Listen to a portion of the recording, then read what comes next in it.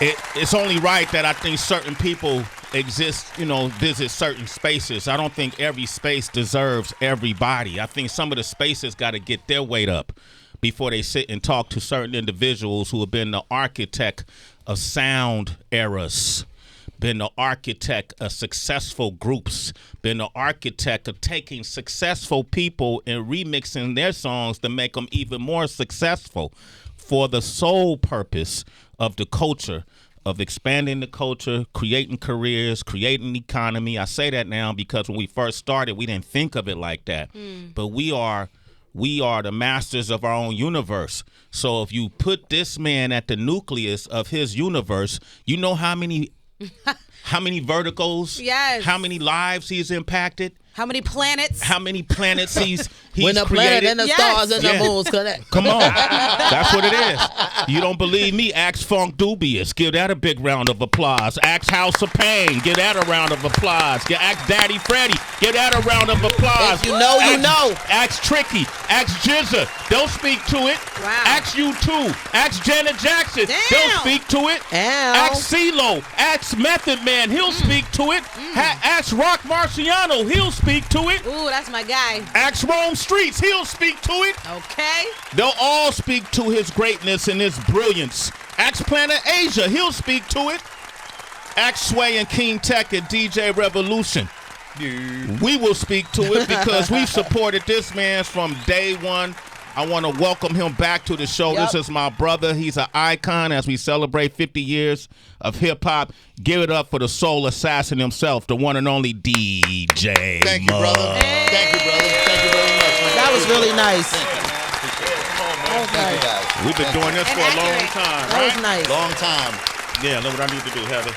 Fix your jacket. Yeah, there you go. Okay, thank you, Muggs. Heather, want to make sure I don't look sloppy. No, somebody got to make sure you don't look sloppy, what I'm right? saying? Just an extra set of eyes on you. Yeah, Muggs, your energy right now reminds me of the '90s, dude. Like it's like you got that vigor, you got that excitement right now. Where are you right now? Man, we having a good time. We enjoying everything we doing, man. We staying healthy, man. Positive mindset, you know what I mean? Waking up with a purpose just to keep pushing, stay creative, you know what I mean? Keep letting these kids know, like, man, age ain't nothing. Yeah. Age ain't nothing. You know, we get better and better, and creativity doesn't have a time limit on it. So, you know, I'm in my prime right now, I feel. You in your prime. I'm in my prime. It's interesting, man. That's DJ Muggs, right? What first project came, 783 was your first project? 783, 88. 1988. Wow. Coolin' in Cali. Coolin' in Cali. Yes. Colors, first gold record in Colors. Colors from Ice-T. Ice-T, The yeah. movie. The movie Colors. Colors. Colors. I am a nightmare stalking psychopath. You know Ice-T gonna repost that. Yo, he got to, man. But I just want to put the the gravitas on your illustrious career. And as it keeps going, we're celebrating Soul Assassins 3 Death Valley. Right. One of the songs on your project features the one and only CeeLo from Goody Mob. Right? The name of the song is, what's it called? Joker's Wild. Joker's Wild. In it, CeeLo is rapping from the POV very well, too, might I add, over a beat that seemed like it was custom made for him, as if he was a cholo. Absolutely. CeeLo loves the West Coast culture, man, and the whole cholo culture and everything. So I had digitized about 300 beats from the 90s, all these cassettes, and I put one on Instagram one night, and CeeLo hit me immediately. Like, yo, I need that. I'm like, all right, man. I shot it to him. Came back with this song. He's like, Muggs, I need you to have an open mind right now on this one right here. I'm coming from a POV of a cholo because I love that culture, man. I love them brothers. I respect them brothers. What you think of this? You think they're going to like this? They're going to love this shit right here, man. Yeah, and people heard it and they loved it? Loved it. Because cholo culture is something that doesn't get a lot of exposure. Yep. And has been culturally appropriated plenty of times. Yeah, and the thing about what you were able to do, and this might be something nuanced to the West Coast, is Cypress Hill's music, Funk Dubious's music, different people that you produced, was also like an olive branch because it kept black and brown people in communities. It was kind of like it unified communities through music. Would you agree to that? Right, absolutely. Well, absolutely. can you speak to the time and era at that time and how you witnessed that? Like, well, where we came from was you know, in the 80s and the 90s, growing up in Southgate right there, we was growing up like that with blacks and browns and everything. There was a lot of beef going on at the same time, but the music definitely brought a lot of people together, you know. Definitely brought a lot of people together. You know, a lot of LA shit comes, a lot of the prison shit flows over into the streets in LA, you know what I'm saying? So it's a lot of politics that go on out there, but with us and my crew and my people, it's all been love with everybody. We bring everybody together, man, and, you know, we still do. You still do. I think, too, that's why I always say you had to be there, kind of like California. It was really different. Okay. California's different. Yeah, it wasn't social media. It wasn't all these things to kind of give you an insight. Okay, so that's what I was going to ask Muggs, if you don't mind sharing. Me growing up here on the East Coast, like, explain for maybe people that's listening now, what is cholo culture? Because I wouldn't have known. Like, I don't, what you say people took from it. CeeLo said he was interested in it, appreciated it. In what ways? Like, what are some of the things that maybe we wouldn't know? CeeLo loves the whole style, from the way they dress, from the way they talk, from the car culture, the lowrider culture. You know what I mean? Okay. Wearing the baggy khakis, the white T-shirts, the bald heads, the lokes. You know what I mean? And I think a lot of times in the hood, the blacks and browns, they borrow from each other in the fashion. You know what I'm saying? It goes back and forth because a lot of places like in Watts, people live together. When the borders, you know, it might be Mexican on this side and black on this side, but right on the borders, everybody's living together. Yeah. LA's mad segregated. It's so segregated that in the 80s they had to bus different kids at different parts of towns. You know, like I know Ice Cube and I think Dub C and JD got bused to Taft High School from South Central LA. They bust them to white neighborhoods deep in the valley. You know what I mean? Just so they can kind of like mix LA up a little bit because it's so spread out and segregated. You know, out here everybody lives on top of each other. You know what I mean? It's right here. You got to be in a zip code. Your zip code determines which public school you will go to, or high school. Yeah. So you may have passed Taft because Taft is like 4 or 5 blocks down from where King Tech and I live. Yeah. So I always wonder how Ice Cube got to the valley. Got to the valley, yeah. And that's how it happened. Yeah. So you had 300 beats on cassette tapes from the 90s? Yeah, just beats I never used on DATs and cassettes. And I just had them all in this DATs. Digital audio tapes. Yeah. If you know, you know. I had them in bags in storage, and I cleaned out the storage because that shit was expensive. They raised it to like almost $500 a month. And I did the math for like 10 years. I was like, oh, hell no. Let me get that shit out of there right now. So I digitized them, and there's some heat on that shit. Yeah. Some heat. And I you know, CeeLo, I put that one on Instagram one night, and CeeLo was like, yo, send me that right now. Let's play that CeeLo song, man. We're going to come back. DJ Muggs is here, man. Shout out CeeLo Green and the Shout Goody out Mob. to CeeLo Green. Soul Assassins 3, Death Valley is out now.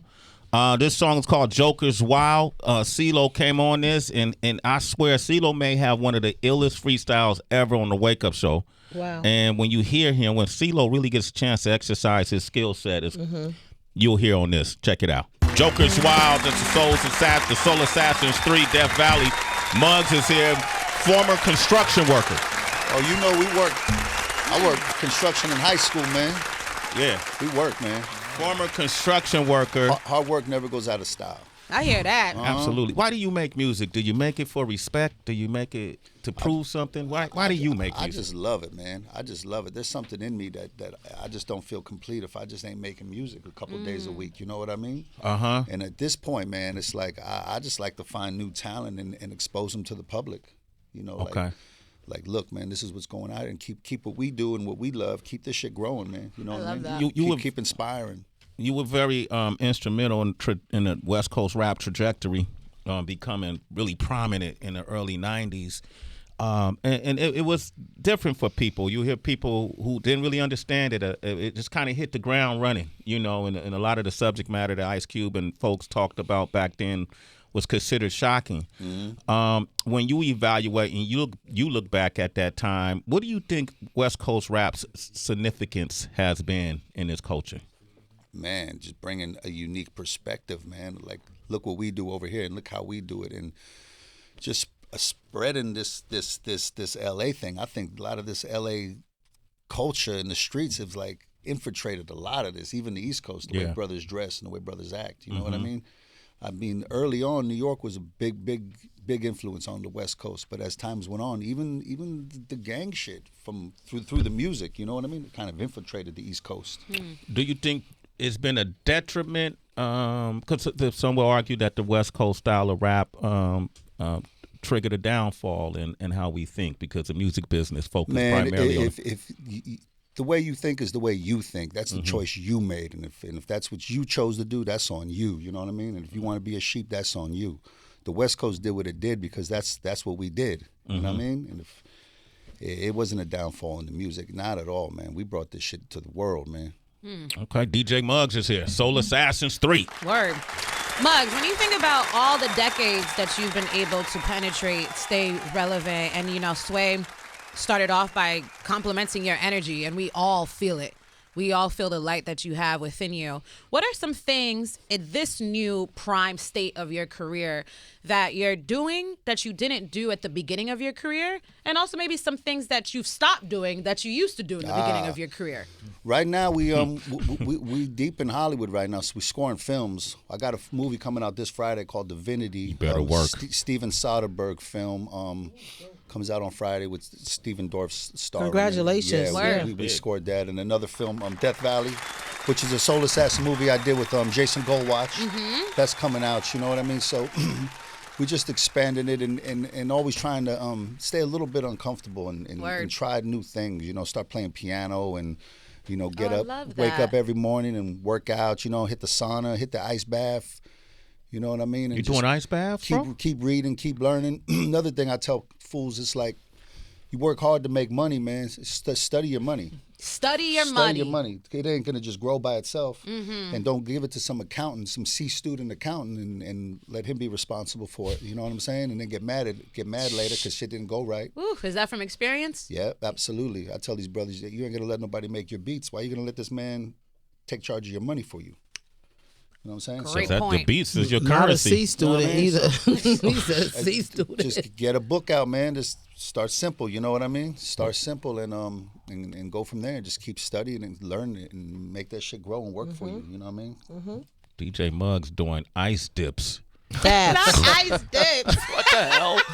Ice baths. Oh, ice Yes. baths, my bad. Oh, yeah. Ice dips, man. That's You supposed gotta to dip, prolong. yeah. What did that do? Prolong life, or It gets rid of the inflammation. okay, You know what I mean? Gets around rid the of body? inflammation in your body, yes, definitely, and it just turns you on, boy. Yeah. You get out of that shit, you feel alive. That's for damn sure. Energy booster, yep. But it's also something like if you could do that, boy, anything that happens to you during that day, you ready for it. You ready for it? Ain't Huh? nothing like gonna phase you, brother. You know what I'm saying? After something like that, it's just about staying a little uncomfortable and just preparing yourself for anything, man. I'm about to ice dip today at Equinox. Stop ice dipping. Okay. DB, go ahead. My Watch bad. him put his foot in and go, oh, hell no. I did it. Muggs, I want to ask about Insane in the Brain because, you know, some people might argue that's probably one of Cypress Hill's biggest, if not the biggest record that they came out with, which you produced. And the song is built around several samples, right? Like drum breaks, different elements to build the song. So what would you say to somebody, aspiring artist or producer, who, if you have an opportunity where you might not make a whole lot of money on it, but it's going to do a lot for your career, and making that, you know, sort of decision of like, it's better for me even if I'm not going to come out of this, you know, financially winning. You mean it's financially winning from that particular song? From that song, because, you know, you got to pay so many samples and things Yeah, like but that. what it's gonna do, you're gonna get shows. It's gonna put a lot of eyes on you. You're gonna get a chance to come up to Sway now because you got to hit records. You know what I mean? And then it's like you have a platform now to launch off of, and now it's like do it again. It's worth it. Yeah. It's worth it, 100%. DJ Muggs is here. Mike Muse, you want to jump in? Yeah, Muggs, I'm really enjoying the conversation about the cholo culture. Yeah. Cholo. and Cholo. Cholo culture. Like And cholo. I love how you even say fool. I mean, that's such a LA West Coast kind of vibe Right. to you. What is the relationship like now between like Mexicans and blacks, like in Compton, South Central Los I mean, Angeles? it differs from block to block and neighborhood to neighborhood and person to person. You know, I couldn't like overall everything's cool right now. Overall, you know what I mean, but still it changes. From block Has to it been block. historical conflict for those of us who are not familiar with? There's been that times where the area? streets get hot, man. There's beef and motherfuckers is warring. You know what I mean? But right now, overall, LA's cool right now. Amen. What have been some of your tactics? Like when you were mentioning earlier, you've always been the one that's like, love. That's what we're going to put in the center. Sometimes that can be difficult. Yeah, when you come to the studio, though, you know, everybody that's on this music stuff, when you come to the lab, you know, we're here to work, man. Word. We're here to work, and it's like, check your ego at the door because it might get hurt up in this motherfucker, you know what I mean? And Yeah. just come in, man, and everybody knows what they're doing. You know, there's still some knuckleheads out there, like there always going to be knuckleheads out there, you know what I mean? But we keep the motherfuckers away from us now. Them fuckers.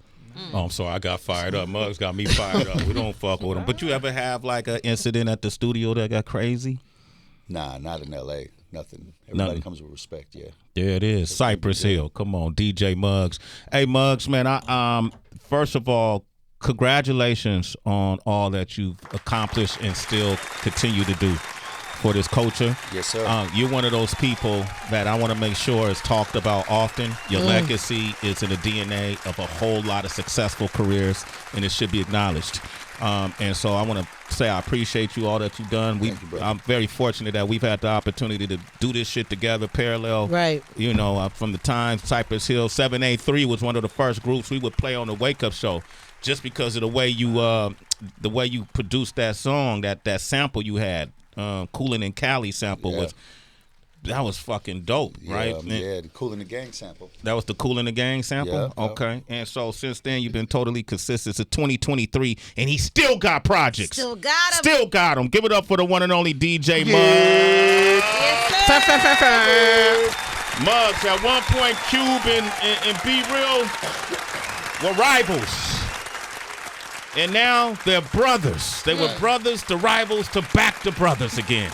And you got them on a track on this album, right? Yeah, on this track, Be Real, MC Ren, Cypress Hill, NWA Cypress Hill joint. Yeah. Basically, Dump on them. Dump on 'em. Yeah, did Ren, Be Real, and Ice Cube, were they in the studio at the same time? Nah, it was hard to, everybody was different parts of the world, you Yeah. know, and it was just trying to catch up and get it done was a thing, but we got it done. Got it done, right? Got it done. Ren, what you say? People don't speak enough about MC Ren. Man, Ren's one of the illest ever. I love Ren.